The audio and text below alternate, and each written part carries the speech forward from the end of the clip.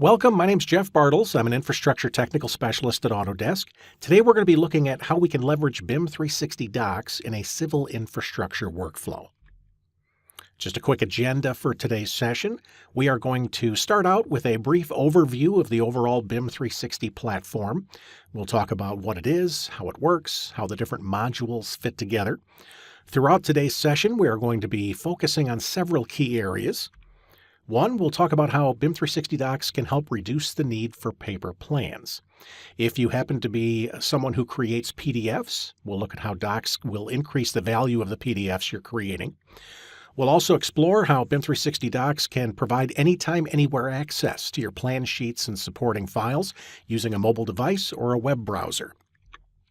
Finally, we'll talk about how docs can help us share and exchange files with stakeholders, consolidating some of the other tools we may use like email, Dropbox, or FTP sites. After our high-level discussion, we will do a brief demonstration, kind of give you a test drive or show you how the application works in action. We will then wrap up with a summary and then finally address any questions. The goals for today's session is to give you some exposure to Autodesk BIM 360 docs. We are going to be reviewing a subset of its capabilities. I want to make sure that you have an understanding of what the business benefits are of leveraging docs in your workflow, and I want to make sure that we get any questions addressed. So with that, we'll get started. Working on projects today, we may have stakeholders that span multiple geographic areas. We may have technical specialists and engineers that are working at the main office. Out at the project site, we may have surveyors collecting data and engineers doing maybe a site visit. If the project's large enough, we may be leveraging assets from another one of our offices. Some projects may involve specialty resources like hydrologists or environmentalists. Some other projects may involve interaction with city or municipal government.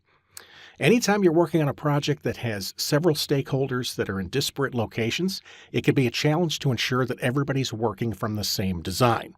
That's where BIM 360 comes in. BIM 360 is a cloud-based solution that connects people and data. On screen, we can see a schematic that represents the BIM 360 platform. The BIM 360 platform is the foundational element of this platform is the document management module, otherwise known as BIM 360 Docs. This module is where we create projects and where we create directories and assign permissions. This is where we upload files and create red lines and issues. Docs represents the repository that's leveraged by all of the other modules. Just for a second, we'll talk about some of the other modules. We have a collaboration module called BIM 360 Design. This module is used very heavily on the architectural side of things right now. It allows architects to host their Revit model in the cloud, such that stakeholders across the county or across the world can collaborate on that same model using the cloud. At present time, we're not able to use this module to host Civil 3D models on the cloud. However, that feature is in planned development. We have another module for coordination. This is called BIM 360 Glue.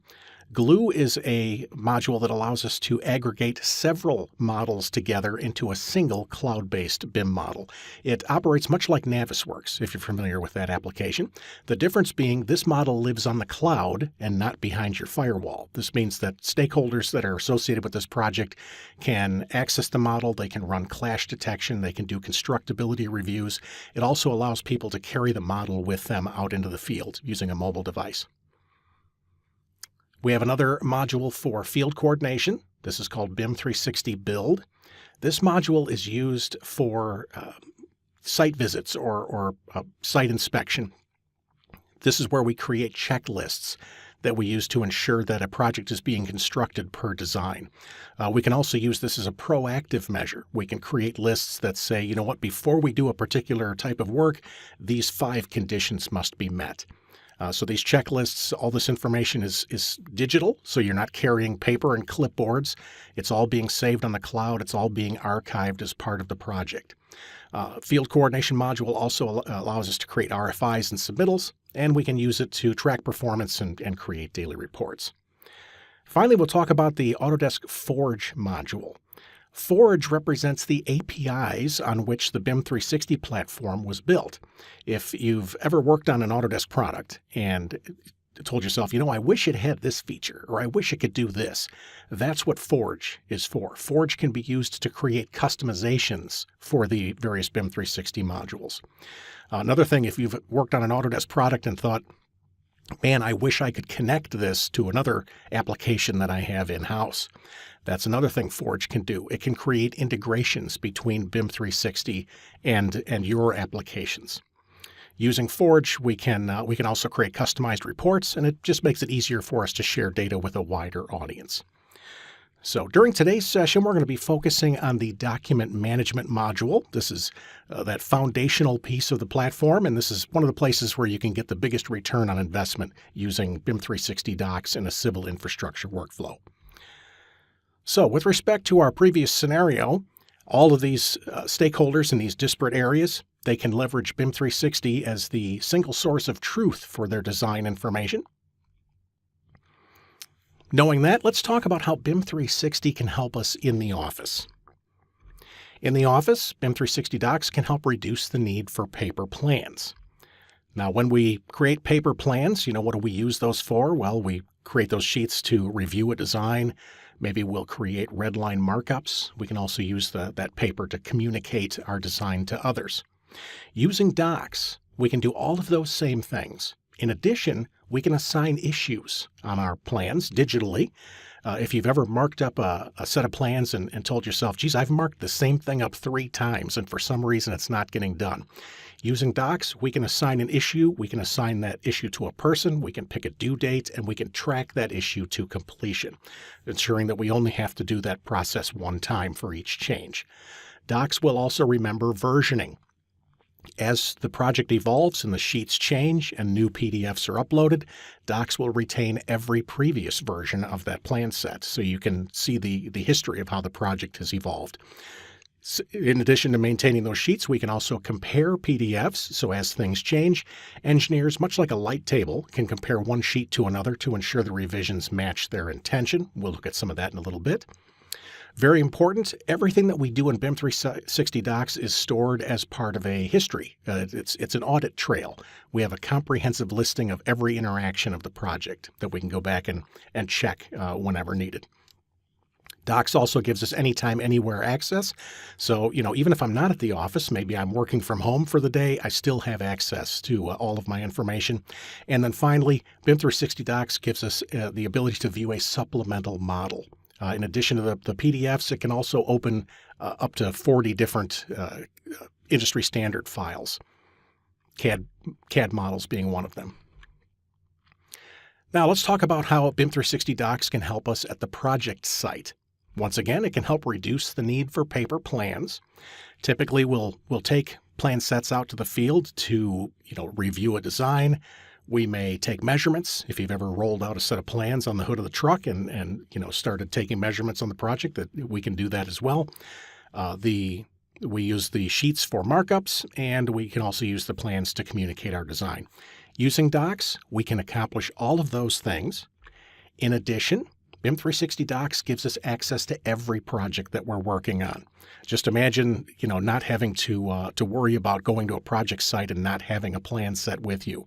Likewise, BIM 360 Docs ensures that we always have the current set of plans. We don't have to worry about working off an old set or an outdated set.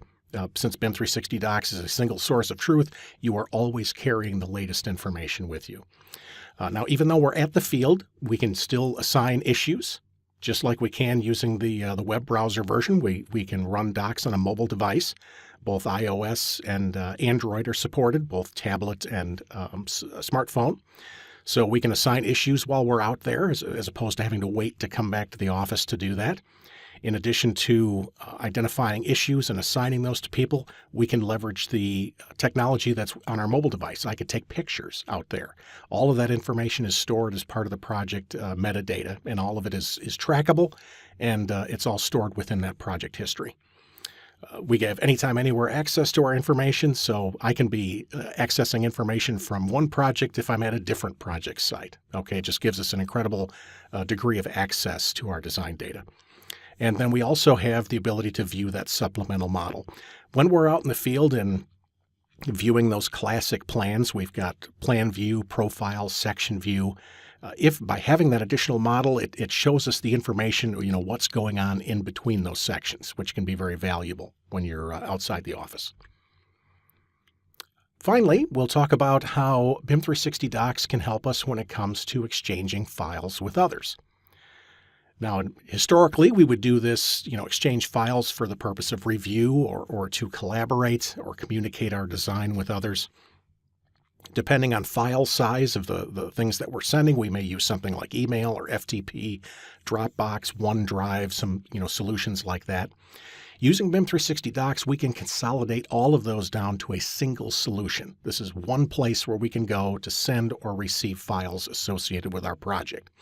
In addition, Docs allows us to easily control access to the information. I can create a folder and I could put a person's name on that folder if they're part of my project, and if they log in, that's the only thing that they can see is the contents that I've sent to them specifically. Likewise, same thing if they're returning or sending data to me. Very easy to control access, and it's just one place. We can also get email notifications. I used to be, in my production days, I was in charge of the FTP site, and if we had to receive a large file from a stakeholder, I was the one that had to create the user account for them and the directory and the password, and then I had to call and walk them through the process, and then I had to tell them, look, when you upload that file for me, would you please send me an email and let me know it's up there? Otherwise, I've got to check on a regular basis until I see it. Using Docs, we can subscribe to folders. So every time the contents of that folder changes, I'll get an update letting me know that the file's been received. BIM 360 Docs also saves versioning. You will have a record of every file that you send out and every file that you receive. Another benefit, BIM 360 Docs has no limits on storage or on file size. If you've ever in the past had to send files to stakeholders and they have a 5 meg limit on their email box, we don't have to worry about limitations anymore. There are no limits when it comes to storage or the size of the files that we can share using Docs. Docs also supports that audit trail. Every interaction that we have with a stakeholder is stored as part of that comprehensive project history. And the fact that BIM 360 Docs can view models means that we can share our designs with people who may not have a full-blown version of CAD. This allows them to open the file and review it, create red lines or issues, and participate in the project, even though they may not have the full-blown CAD package. So that is our high-level discussion of basically what the BIM 360 overall platform is and BIM 360 Docs, which is what we're talking about today. Next, we'll do a little demonstration. We're going to just want to give you an idea, kind of a test drive, show you how the software works in action. We'll start out here. Let me mention that BIM 360 Docs is a service that you connect to through a web browser. So if you're an IT person, you're familiar with Autodesk applications in the past. When you get an application, you've got to install it. You've got to configure it. You've got to load hot fixes and updates when they're available. When it comes to BIM 360, implementation is very easy. All you have to do is connect through a web browser. All of that configuration and implementation and updating and stuff is all being done on Autodesk's part. So very easy to get connected. So we're going to look here we're going to start out by creating a project. When you get a BIM 360 account, you'll have a hub, if you will, and the admin, the project admin or the account admin, however, can log into the site and they can create a new project. So creating a project is simply as easy as filling out a project profile. You can see this is kind of a form that you fill out. And there's a lot of entries here. Nice thing is we don't have to fill them all out right now. Having this data is nice because we can use it for search purposes in the future. But the only items that we have to fill out at the point we create the project are just the items with asterisks. So here we're giving it a project name, project address, kind of a projected start and end date, and then we'll click Save and Continue. Once the project profile is created, we will then activate BIM 360 modules for this project. We talked about modules. We're going to activate that document management module. When you activate a module, you'll assign an administrator. They're in charge of that. They're the project administrator for that module. You can have more than one if you want. You'll then come down and click Finish. One nice thing, when the project is created, every project will have a project homepage. This is kind of a nice dashboard that you can use to just get an overall view of the project. Here we can see the name, the dates, we can see a map where the project's located, current weather, and then project document issues. That's a card where we can see any issues associated with the project. We'll see some of that in a little bit. This home screen can also be personalized for the individual users. We'll also talk about that in a little bit. So once the project's been created, we can then add or invite members to participate in that project. This is something that the project admin would do. They can go to the members area and they can add members based on email address. Now, as you're entering an email, if that person is recognized, if they're part of one of your other projects, they will pop up as a kind of a menu there. You can select their name. If it's the first time they've ever been, invited to a project, then you'll enter their full email address. In this case, you can see Drew, we had to enter the entire address. When you click select, those people will get an email inviting them to the project. In the meantime, you can assign a company and a role to each of the people that you invite. This helps identify where they work, what they're going to be doing on the project. Companies and roles can also be used to help assign permissions to the information in the project. Here, now that those people have been invited, we're going to the Plans folder, and we're going to be assigning some permissions. Who can access this folder? Drew Olson was selected. Notice that the permission level is very visual. You can just slide back and forth, everything from view permission all the way up to view, upload, edit, and control, which would kind of be like an administrator for that folder. Very easy to assign rights. You can also take rights away at any point if you want to, just stressing how easy it is to provide access to members or control access to your project. After we've added some members, we can then upload our PDF plan sheets. Here we are seeing Acrobat Reader. We're just viewing a multi-sheet PDF that represents an infrastructure plan set. So we can very easily upload this into Docs. We'll select our folder and we'll click Upload. And Docs has the ability, if you upload a multi-sheet PDF, it can separate that sheet into its individual pages. This will make it easier later when we're creating red lines and issues that can assign the metadata to each individual sheet. The way it does this, it can look at your title block and extract attribution. You create what's called a template. It's based on optical character recognition. You just highlight the area where the title of the sheet is, where the sheet number is. You can also add additional attributes if you want. When you upload those, then BIM 360 Docs will go through and extract that attribution. It'll give you the ability to review the attribution that was extracted. You could make any changes if necessary. When you're completely finished, you can come up and click Publish All to push those sheets up into the project. When they're in the project, you can navigate those sheets much like a web page. Each sheet acts like a hyperlink. You can see that's just tapping the title sheet there and opening it up on screen.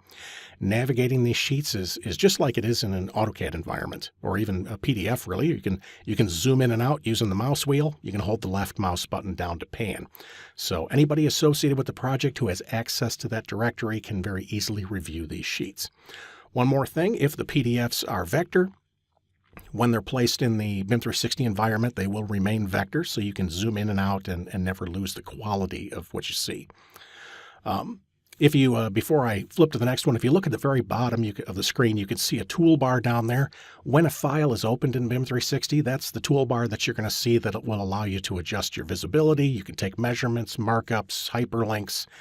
You can adjust the properties and settings. So very, very simplified interface, not a steep learning curve to use this application. Okay, as members are reviewing the PDFs that are in the project, they may see something that requires a change. Historically, we would do something like this using we would signify a change using maybe a red line markup. We're going to sample or get an idea what the markup workflow looks like here. We've opened a sheet, and then as the reviewer is kind of panning around and looking at the information, much like they would on a traditional piece of paper, once we get down to the profile view, it looks as though some of the sanitary laterals are not displaying. So this may be a good opportunity to create a markup. So we'll come down to that toolbar and open up the markup tools. We can create closed shapes, open shapes, clouds. We can create freehand line work and highlighters and arrows, text. We've got a bunch of things we can do when it comes to creating markups. There's also settings you can control the color or the line thickness or the text height. Here, I'm just going through saying it appears that some things are missing. Some of the laterals may not be displaying in this profile. Please revise. Once that markup's created, it can be made visible to anyone who reviews the plans or just the person that created them. If you'd like to direct this markup to someone, have somebody take care of it, you can create what's called an issue. That's what they're doing now. They're creating an issue. It issues a lot like a push pin. You can stick a push pin in the drawing, and then you can give that issue a title and a description. You can then go down and assign that to someone. In this case, we're going to assign it to, it's getting assigned to me. We can pick a due date when that's got to be completed, and then click Create. When you create an issue, an email is automatically fired off to that project member. If we look, you can see that issues and markups are stored as metadata with the sheets. There's also an issues area for every project where you can see a listing of every issue that's been created. Likewise, the issues will also show up on that project home. Now, one thing we don't show in the video here, but I want to mention this project document issues area. Currently, it would be showing all of the issues in this project. You can open this menu and say, show me the issues that are just specific or just the ones that have been assigned to me. This is where you can go through and kind of customize this home view to each individual stakeholder. Now let's talk about the audit trail. We talked about tracking these issues to completion. So that issue was sent to me. I got an email letting me know that it was received. I can open that using my phone or through my web browser. And when I view that issue, I could answer it. In this case, I did answer it. You can see the color has changed. It's blue. When the issue is opened, in the upper right corner, you can see it was answered. When the issue is open, you can see the description and the title. You can even see a hyperlink that goes to the sheet where it was created. Basically, to change the status of an issue, you can use that menu in the upper right corner. So I opened it up and said it was answered, which automatically fired that back to Jerry, the person that created it. He can then take action on what my answer was, or he can reopen the issue or close it at that time. And then since these issues are tracked as part of the history of the project, if the project admin goes in and views the activity list, you can see where the issue was viewed. You can see that I viewed the document. You can see the answer to my issue and that it was reassigned. Basically, a comprehensive history of all of the interactions are stored as part of your project. There's even an export button in the upper left corner. You can export this list out to a CSV, and since BIM 360 Docs uses common terms in the descriptions, you could separate this out and create some reports if you want to from this information. Now, as a result of creating issues and markups, some of the sheets may change. When they do, there's the capacity in BIM 360 Docs to compare PDFs one version to another to ensure that changes were made as expected. For example, if we come down to a soil erosion control sheet here, you can see in the version column it's showing up V2. That means a newer version exists for this sheet. If you click on the version button, you can see every version that's been uploaded so far. Currently we just have 2, but it'll maintain a history of all of them. We can also use the compare feature to compare one version against another. And when it does a conversion, it'll do it as an overlay, much like a light table. It'll place one sheet on top of the other, and it'll highlight everything specific to one sheet in red and specific to the other sheet in blue. Based on that highlighting, it's very easy to see that the newest version of this PDF, somebody added a couple details. And there are other ways to view the comparison. You can do it with a side-by-side view. It's kind of like a window shade. You can slide that back and forth. This particular comparison method would be better if you have more granular changes. For example, if we zoom in on this detail and pan over, you can see that some of the text, basically the spacing for the steel fence posts, have changed between the versions. So to have that granular approach to reviewing that change, I can bring up the side-by-side view and just drag the slider back and forth. Also notice that at the top of the left and right view, it's very easy to see that the most recent version is the one on the left and the previous version is the one on the right. So BIM 360 Docs makes it very easy to review the sheets, the files, one version to another.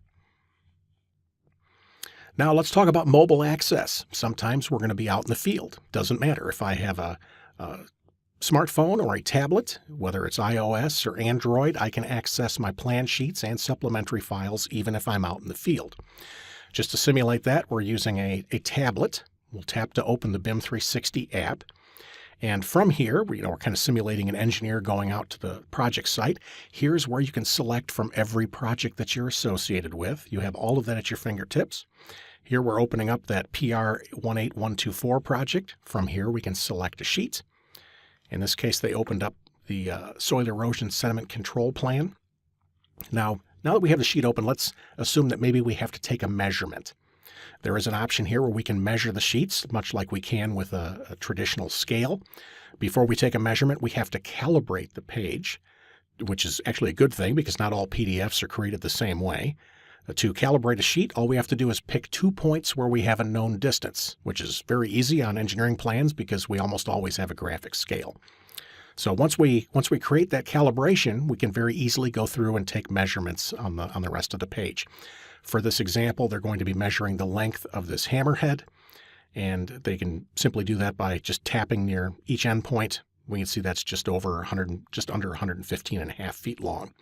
We can also measure angles, and we can measure areas as well.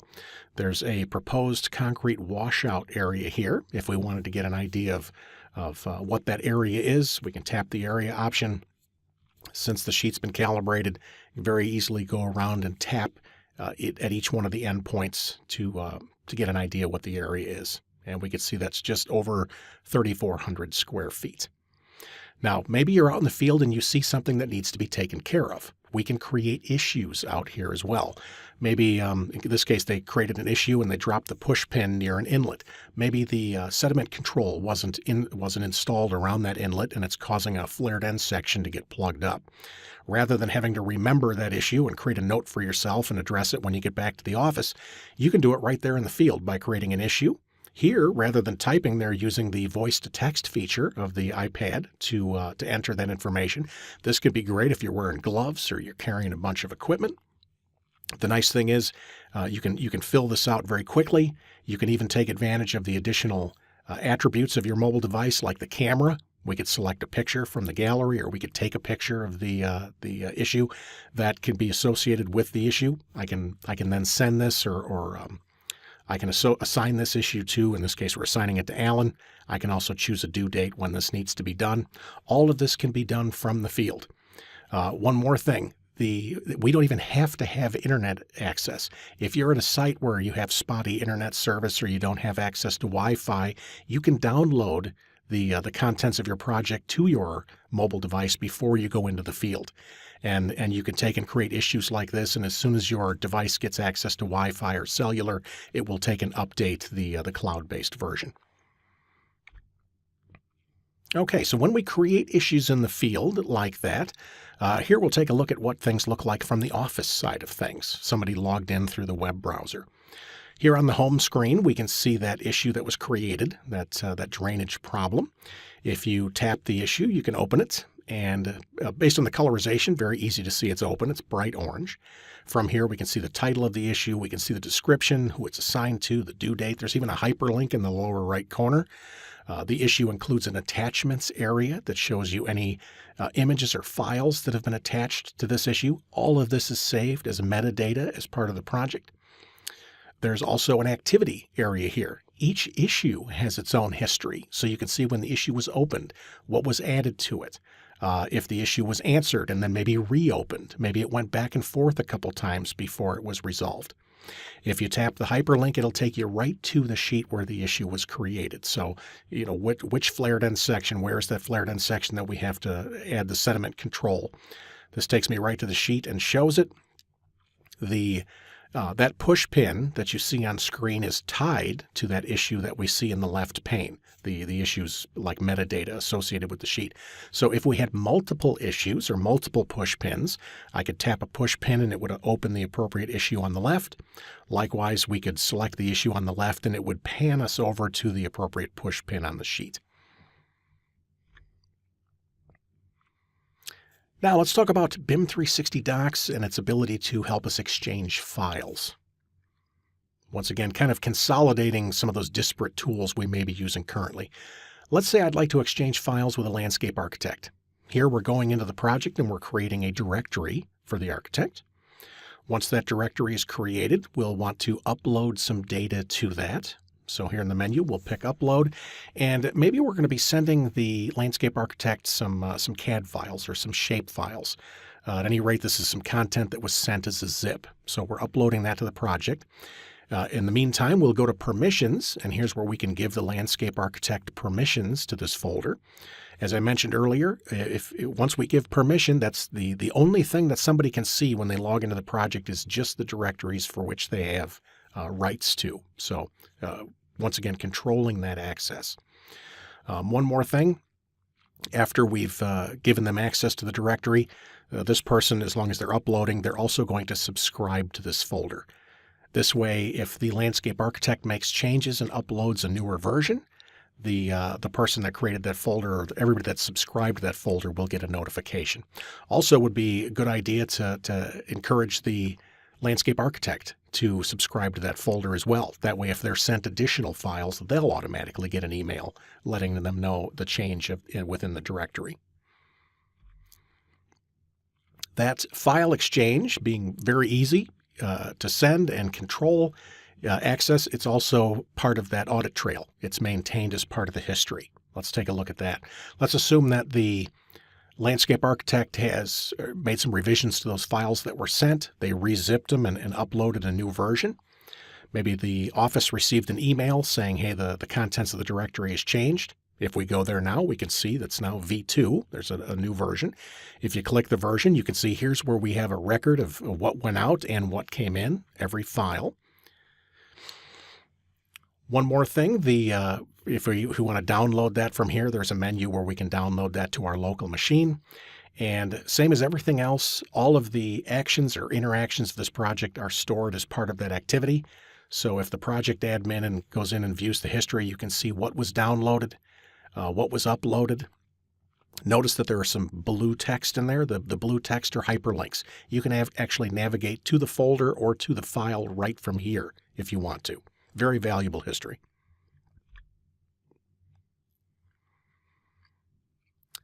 Let's talk about delete and restore. As the number of stakeholders in your project increases and people have, read-write access to directories, there's always a chance that somebody may delete something, accidentally.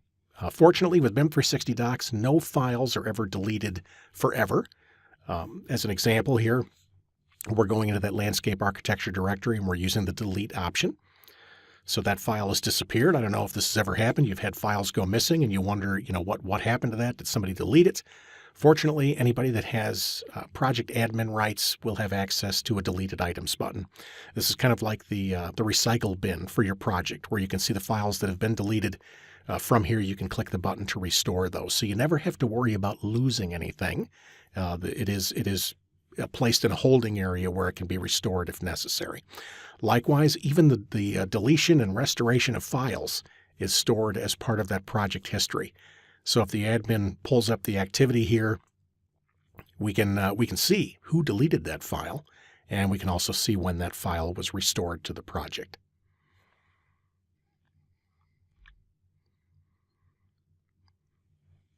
Now, earlier I talked about, in addition to PDFs, BIM 360 Docs can also allow us to carry a supplemental model to help us, provide more information than what we may get off of the PDFs.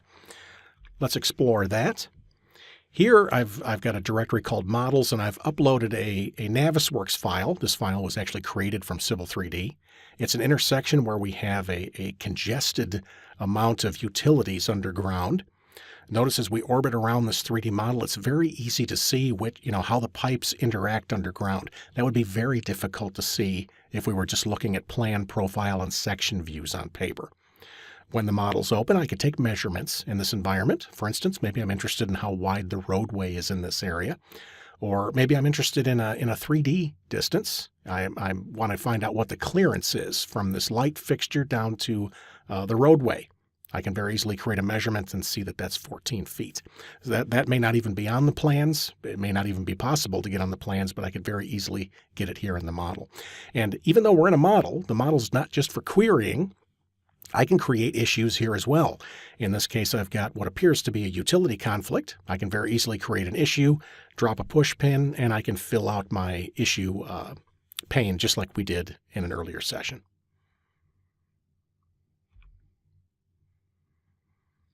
One more thing, with BIM 360 Docs, it also opens up a world of collaborative opportunities using InfraWorks. If you're an InfraWorks user, you can use BIM 360 Docs to host your InfraWorks model on the cloud and allow stakeholders from other offices or other areas of the country to collaborate on that model with you. Let's take a look at that. On screen, I've got an InfraWorks model that represents a roadway design. If I click the Publish button, I can push this model up from my local machine to a BIM 360 project. Here I've selected the project and the folder where I'd like to place it, and I'll click Publish. That's it. This model is now synced to the cloud. I can continue to work on it in my local machine. In this case, I just added a tree. At any point, I can come up and click the Sync button and push those changes up to the single source of truth, that model that exists in BIM 360. Now, if I want to collaborate with others, I can go to that directory where that model is stored, and I can give access to another stakeholder. In this case, I gave access to Alan Gilbert. When Alan Gilbert runs InfraWorks, he'll see that model in his interface. And when he taps it, it'll pull that model from the cloud to his local machine. And from here, he can make changes or work on this file if he wants to. For this example, Alan's just adding some additional landscaping. Maybe dents up these trees a little bit, and then he can come up and click the Sync button to push those changes back to the cloud. In fact, he's even adding a description. When those changes have been made, my version of InfraWorks, if I hover, I can see the model's been updated by who, and when I open the model, I can click my Sync button to ensure that I'm now seeing the latest version on my local machine. So the InfraWorks model becomes that single source of truth in the cloud, and it allows multiple people to work on that model, even at the same time if they want to. Another thing, since the InfraWorks model is stored in BIM 360 Docs, it can be opened in the viewer. So people that may not even have access to InfraWorks can review these models. They can open them, they can view the various proposals, they can view all of the assets, whether they be above or below ground. They can even use this environment to create markups and issues. So using BIM 360 Docs, we have a much greater degree of collaborative possibilities than we had prior to BIM 360 Docs. This concludes the demonstration portion of the presentation and brings us to the summary. During today's session, we took our first look at BIM 360 Docs and how it can benefit civil infrastructure teams. First of all, Docs is a cloud-based solution that is easy to use and even easier to implement. No installation, configuration, or updates necessary. Docs represents a single source of truth for your plan sheets and supporting files, ensuring that all stakeholders are working from and collaborating on the same design information. It eliminates the risks involved in working from or building off of an outdated set of plans. BIM 360 Docs also provides anytime, anywhere access to your plans, even if you're in an area without an internet connection. In addition, Docs gives you the peace of mind of knowing that every markup, every issue, every file, and every interaction is archived to ensure that you have a full, traceable history of a project's evolution. With that, we will address any questions.